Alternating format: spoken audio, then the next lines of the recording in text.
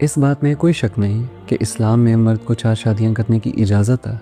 پر دراصل یہ ایک حقیقت ہے کہ ہم مردوں کے لیے یہ ناممکن ہے کہ ہم اپنی چاروں بیویوں میں برابری کر سکیں، ان کو برابر کی محبت دے سکیں، ان کو برابر کا وقت دے سکیں اور سب سے بڑھ کے برابر کی عزت دے سکیں۔ ہاں، ہمارے لیے یہ ممکن ہے کہ ہم ان میں برابر کا مال تقسیم کر سکتے ہیں یا ان کو برابر کا مال دے سکتے ہیں، لیکن کیا صرف مال کی برابر تقسیم سے مرد اپنی بیویوں میں برابری کر سکتا ہے؟ میاں بیوی کے رشتے کے اندر سب سے ضروری چیز محبت اور عزت ہے۔ اگر آپ عزت اور محبت برابر تقسیم نہیں کر سکتے، جو مرد کے لیے ناممکن ہے، تو آپ 4 شادیاں کرنے کا حق نہیں رکھتے۔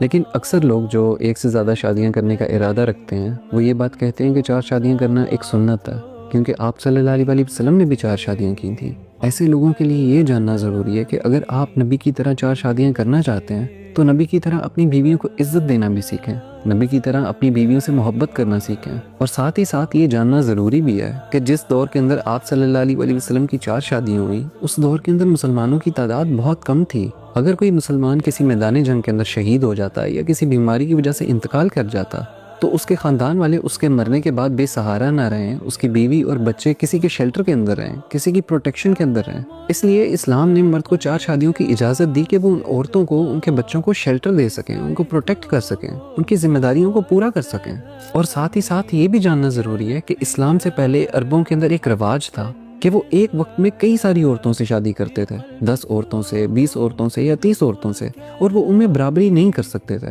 ان کے برابر کے حقوق ادا نہیں کر سکتے تھے۔ تو اصل میں اسلام کے اس فیصلے نے آ کر ایک حد مقرر کر دی کہ اب مرد 4 سے زیادہ شادیاں نہیں کر سکتے، اور اگر تم 4 عورتوں میں برابری نہیں کر سکتے، جو کہ تمہارے لیے ناممکن ہے، تو تمہارے لیے یہی بہتر ہے کہ تم ایک ہی شادی کرو۔